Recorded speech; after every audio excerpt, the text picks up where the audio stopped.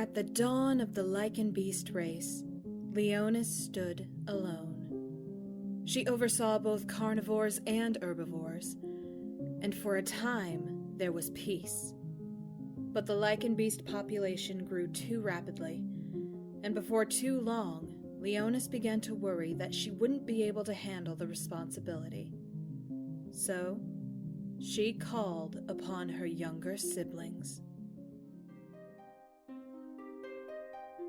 The first to answer her call was the eldest of her siblings. He was known by many titles: the gentle god, the herd father. But his name was Balo. He was a hulking god, as big as Leonis herself, with the body of a human man and the head of a bison. He wore clothes made from leaves, vines, bark, and the purest of ores, and he held himself with great pride.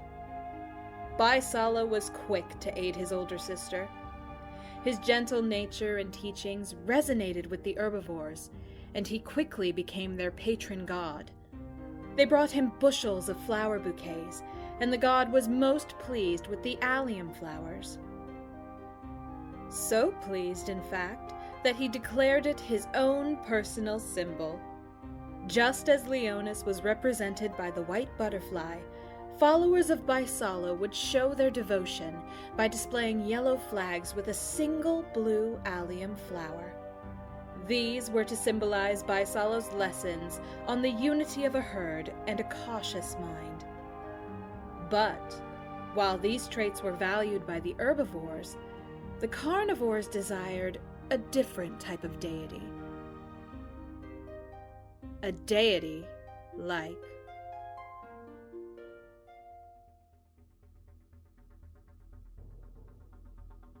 Pantha, the Pack Mother, the Shadow Goddess, Queen of Carnivores.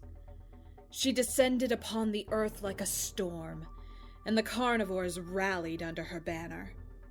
Flags bearing a blue panther against a black backdrop represented their pride in their stability and power. But, despite the boundless devotion from the carnivores, Pantha was reluctant to interact with mortals.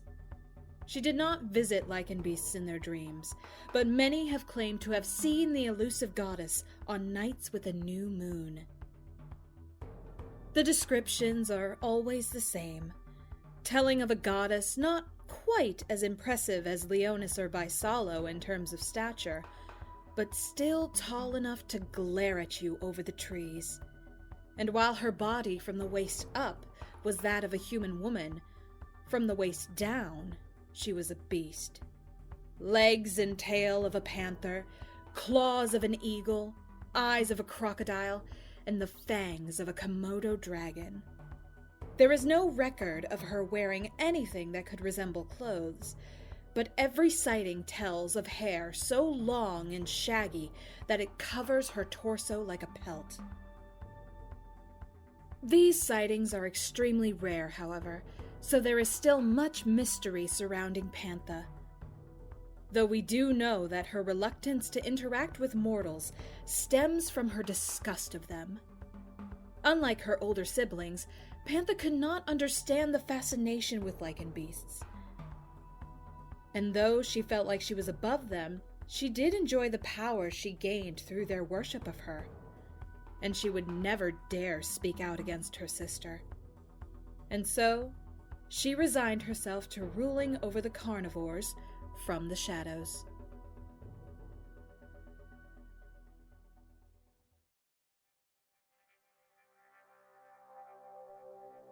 With Balo overseeing the herbivores and the carnivores seeking the guidance of Pantha, Leonis was finally able to focus on her true purpose, helping two fated mates find each other in the journey of life. Leonis quickly became the patron goddess of love and marriage, and that suited her just fine. But she soon began to notice that many Lycan beast women sought her guidance as they prepared for motherhood. They prayed for healthy children and the wisdom to guide them through life. Leonis had never thought of her role in the lives of her wild children past marriage. She didn't know what to do. But, luckily, someone else did.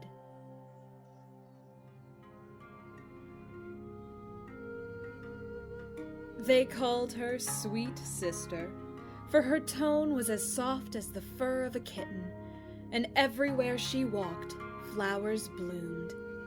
She was Faunir, the young goddess, youngest of Leonis' siblings and the patron deity of fertility and motherhood.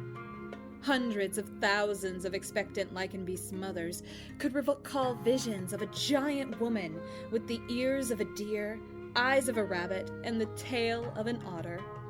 She wore clothes made from flowers, flowing rivers, and the softest moss. She would whisper words of encouragement into the ears of pregnant mothers, and it was said that Leonis eventually gave the honor of delivering the two halves binding life mates together to her youngest sister, who would then place them in the wombs of the chosen mothers after Leonis had finished crafting them. Followers of Faunir began to display their devotion through green flags bearing the symbol of a gray doe and fawn. The flag was meant to represent wisdom and new life. This greatly pleased Faunir, and it seemed like all was finally falling into place for the Lycanbeast pantheon. But it was not to last, for something had begun to stir in the darkness.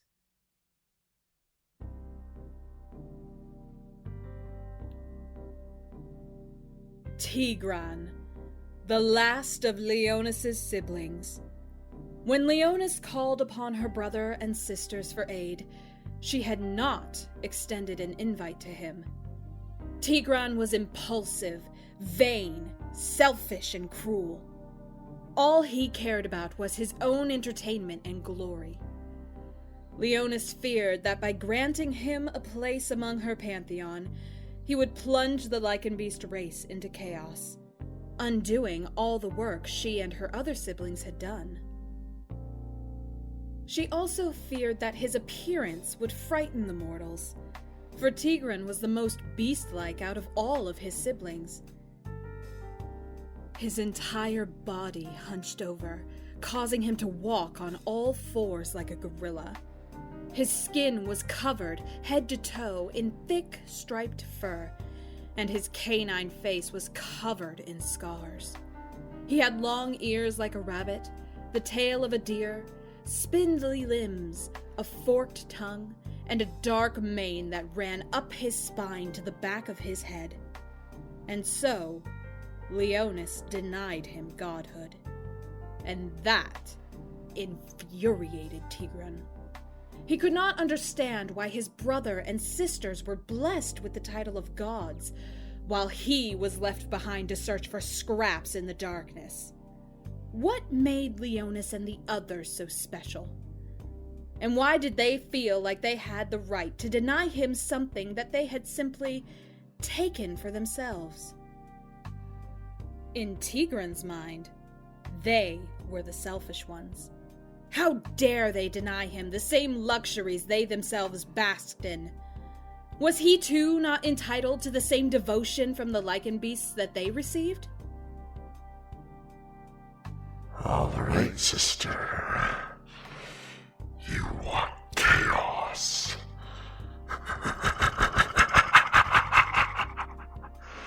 I'll give you chaos.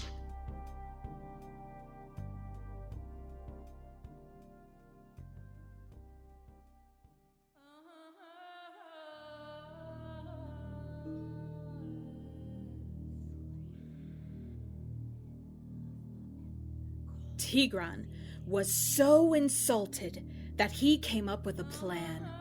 He donned armor made entirely from shadows and bone, and set out to enact his revenge.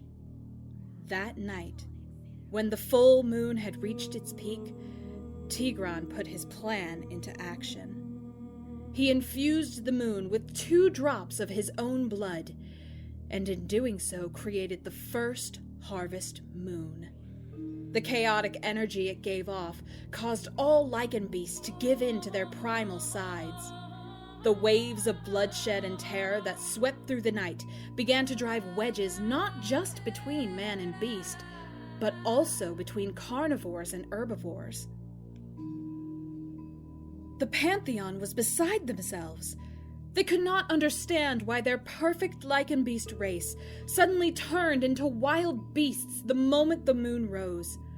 What's worse, the mortals blamed them for their sudden changes. And that was precisely what Tigron wanted. But his plan was soon discovered by the sly Pantha. In her heart, she knew Tigron was behind all of this. And she searched the darkness until she found the evidence she needed to confront her brother.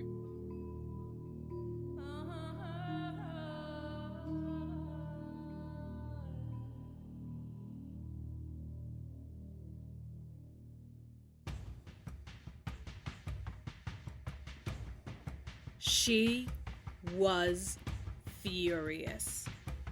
After all, out of all of the gods, she was often seen as the goddess of the night. Out of all of the gods, she shouldered most of the blame from the Lycan beasts. Temples once filled with tributes and shaking from the thunderous sermons now stood cold and empty. She was weak, but that did not stop her from attacking Tigron. Their battle raged for 2 days, neither willing to give the other an inch. Lightning flashed, and thunder bellowed with each blow they landed. And every time one of them fell, the earth shook. Their fight was so intense that it eventually gained the attention of Leonis and the others. And after Pantha revealed Tigron's plan, Leonis had had enough. Tigron! You corrupt the moon out of spite, and yet still you demand a seat among us. You sow chaos, yet still believe yourself entitled to godhood? But Tigron was not deterred.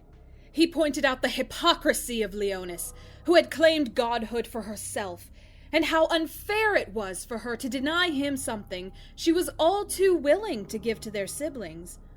What made him so undeserving of godhood? Leonis considered this, and realized that her actions were unfair to her youngest brother. And despite the objections of the others, she agreed to grant Tigron godhood. Tigron thought he had won. But Leonis was clever.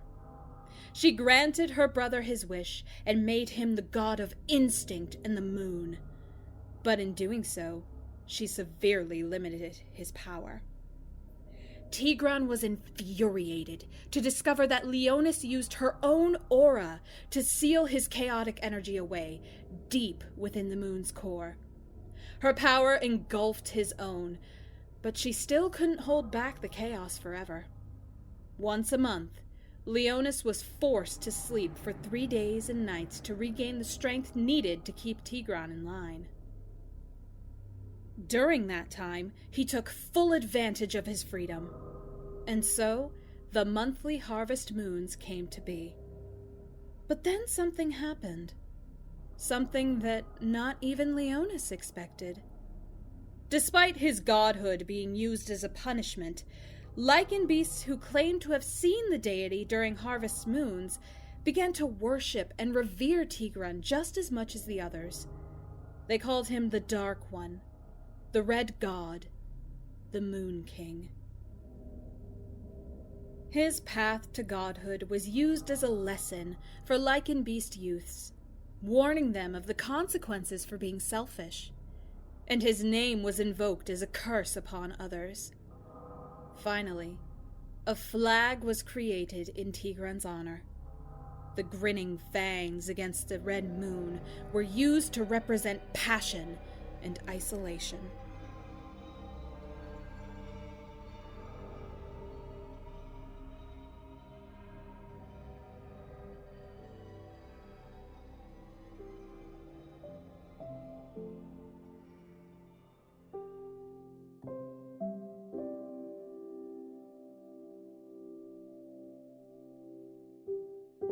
The lessons and tales of Leonis and her siblings were passed through the generations.